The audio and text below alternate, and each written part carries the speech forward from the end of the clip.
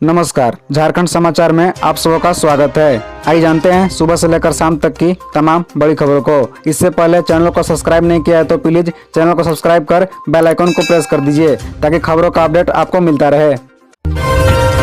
कोडरमा में हिंदी अंग्रेजी समेत कई विषयों के टीजीटी पीजीटी शिक्षकों की भर्ती, जानिए डिटेल्स।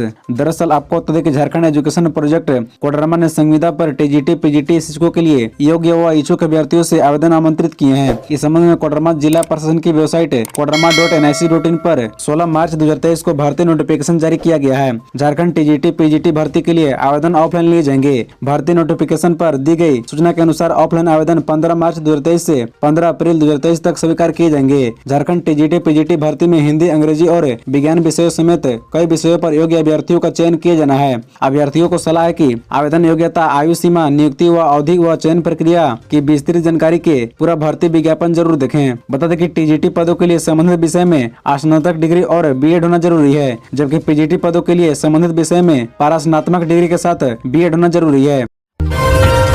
खरसवा में रामनवमी पूजा 30 मार्च को 31 को निकलेगा जुलूस, अखाड़ा पूजा का हुआ आयोजन। दरअसल बता दें कि खरसवा में रामनवमी पर निकलने वाले जुलूस की तैयारी शुरू कर दी गई है। इसको लेकर खरसवा के तलसाही स्थित हनुमान मंदिर में अखाड़ा पूजा का आयोजन किया गया है। बजरंगबली मंदिर में विधिवत पूजा अर्चना की गई। इसी के साथ ही रामनवमी जुलूस को लेकर अभ्यास शुरू किया गया। बताया गया कि डंका बाजार के थाप पर रामनवमी तक नियमित रूप से अभ्यास किया जाएगा। आयोजन समिति के नयन नायक ने बताया कि रामनवमी की पूजा 30 मार्च यानी गुरुवार को होगी, जबकि जुलूस 31 मार्च यानी शुक्रवार को निकाली जाएगी। जुलूस निकलने के साथ साथ करतब खेल दिखाए जाएंगे। रामनवमी के मौके पर लाठी के साथ साथ तलवार, भाला, बनाटी, फरसा आदि औजारों से करतब खेल दिखाया जाएगा। खरसवा में तलसाही, कुम्हारशाही व बेहराशाही अखाड़ा द्वारा रामनवमी जुलूस निकाला जाता है। कुम्हारशाही व बेहराशाही में भी रामनवमी जुलूस की तैयारी कर दी गई है। चाईबासा कोर्ट में पेश हुए झारखंड के स्वास्थ्य मंत्री बन्ना गुप्ता और डॉक्टर अजय कुमार जाने पूरा मामला। बता दें कि संपत्ति ब्यूरो ने स्वरूप में बदलाव अधिनियम मामले में स्वास्थ्य मंत्री बन्ना गुप्ता, कांग्रेस नेता अजय कुमार और अन्य 2 लोग शनिवार को चाईबासा में प्रथम श्रेणी न्यायिक दंडाधिकारी ऋषि कुमार की अदालत में हाजिर हुए। कोर्ट में चारों का बयान दर्ज किया गया। इस मामले में अगली सुनवाई 25 मार्च को होगी। बताया गया कि वर्ष 2011 में जुगसलाई थाना क्षेत्र में बिना अनुमति के दूसरे की संपत्ति पर पार्टी का बैनर टांग दिया था। स्वास्थ्य मंत्री बन्ना गुप्ता ने कांग्रेस का बैनर व डॉक्टर अजय कुमार ने झारखंड विकास मोर्चा का बैनर टांग दिया था। इसे लेकर थाने में प्राथमिकी दर्ज कराई गई थी।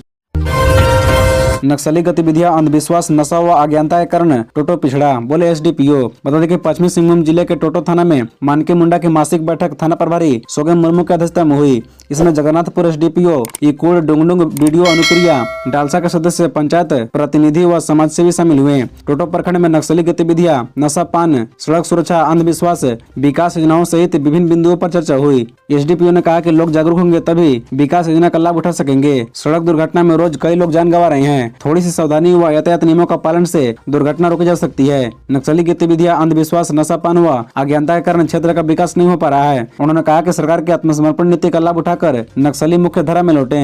थाना प्रभारी सोगम मुर्मू ने कहा कि प्रखंड के कई क्षेत्रों में इन दिनों नक्सली गतिविधियां बढ़ गई है। नक्सलियों ने जंगल में आईडी लगा दिया है। इसकी चपेट में आने से निर्दोष ग्रामीण की जान जा रही है। उन्होंने आईडी लगाने के स्थान की पहचान का तरीका व बचाव की जानकारी दी।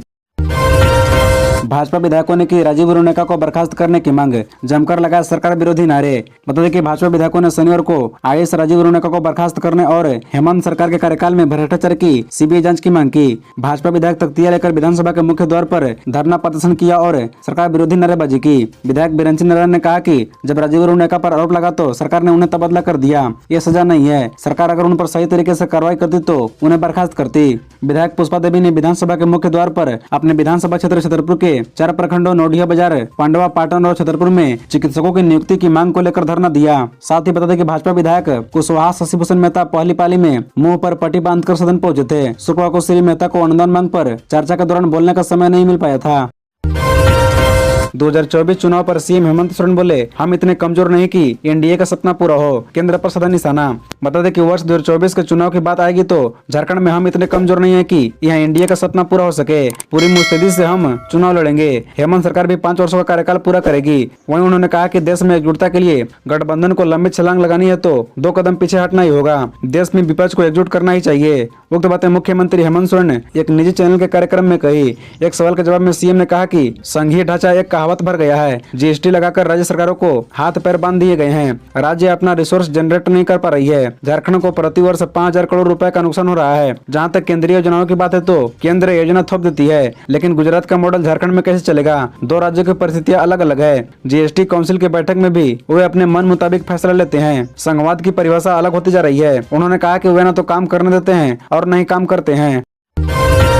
झारखंड के इस शहर में मिला इन्फ्लुएंजा H3N2 वायरस का पहला मरीज। स्वास्थ्य विभाग अलर्ट।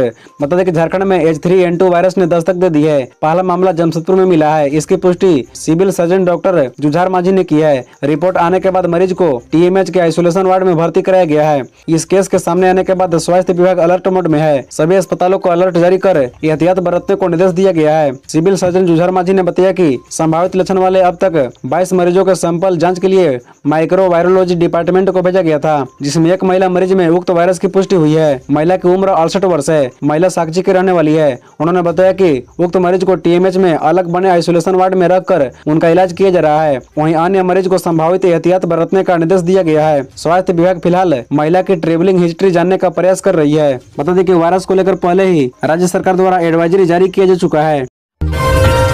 हेमंत सरकार बनाएगी मॉडल छात्रावास। 500 छात्रों के रहने की होगी व्यवस्था। मंत्री चंपई सोरेन की बड़ी घोषणा। बता दें कि कल्याण मंत्री चंपई सोरेन ने कहा कि राज्य सरकार मॉडल छात्रावास का निर्माण कराएगी। इसमें 500 विद्यार्थियों को रहने की व्यवस्था होगी। यहाँ विद्यार्थियों को सभी प्रकार की सुविधा दी जाएगी। कल्याण, महिला एवं बाल विकास, सूचना एवं प्रसारण विभाग के अनुदान पर चर्चा के बाद श्री सोरेन सरकार का जवाब दे रहे थे। चर्चा के बाद विपक्ष ने सदन का बहिष्कार कर दिया। बहिष्कार के बीच कल्याण विभाग का 26 अरब 90 करोड़ 76 लाख 41 हजार रुपए की अनुदान मांग ध्वनि मत से पारित हो गई। मंत्री श्री सोरेन ने कहा कि सरकार बुनियादी व्यवस्था ठीक करने की कोशिश कर रही है। रांची सहित कई ग्रामीण क्षेत्रों के विकास पर सरकार की नजर है। सरकार ने तय किया है कि कल्याण विभाग के सभी छात्रावास में रसोईया, रात्रि प्रहरी, सफाई कर्मी रखे जाएंगे। भोजन भी मिलेगा। सरकार ने तय किया है कि दलित वर्ग की धार्मिक भावना का भी ख्याल रखा जाएगा। सरकार ने 250 विद्यार्थियों को सिविल सेवा की तैयारी करने का निर्णय लिया है। गरीब बच्चों को विदेश से भेजा जा रहा है।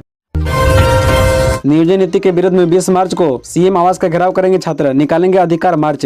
दरअसल आपको बता दें कि नियोजन नीति मामले में आगामी सोमवार को छात्र मुख्यमंत्री आवास के सामने विरोध प्रदर्शन करते हुए अधिकार मार्च निकालेंगे। इसकी जानकारी झारखंड स्टेट स्टूडेंट यूनियन ने प्रेस वार्ता के दौरान दी। उन्होंने बताया कि 20 मार्च को मोरहाबादी से पैदल मार्च करते हुए आंदोलनकारी मुख्यमंत्री आवास जाएंगे और आवास का घेराव करेंगे। छात्रों ने बताया कि इस नियोजन नीति में बदलाव के लिए मांग करने पर भी चूंकि राज्य सरकार के द्वारा कोई निर्णय निकलकर सामने नहीं आया है और मुख्यमंत्री ने खुद कुछ नहीं कहा है, इसलिए उन्होंने आवास घेराव करने की तैयारी की है। छात्र नेता देवेंद्र नाथ महतो ने कहा कि आगामी 20 मार्च 2023 को पूर्व निर्धारित विधानसभा घेराव कार्यक्रम को प्रतिस्थापित करते हुए मुख्यमंत्री आवास घेराव कार्यक्रम तय किया गया। चूंकि विधानसभा में पक्ष विपक्ष के विधायक द्वारा लगातार आवाज उठाया जा रहा है, लेकिन मुख्यमंत्री नियोजन नीति पर चुप हैं। इसलिए छात्रों ने सर्वसम्मति से मोरहाबादी बापू वाटिका से मुख्यमंत्री आवास तक अधिकार मार्च करते हुए मुख्यमंत्री आवास घेराव करने का निर्णय लिया है।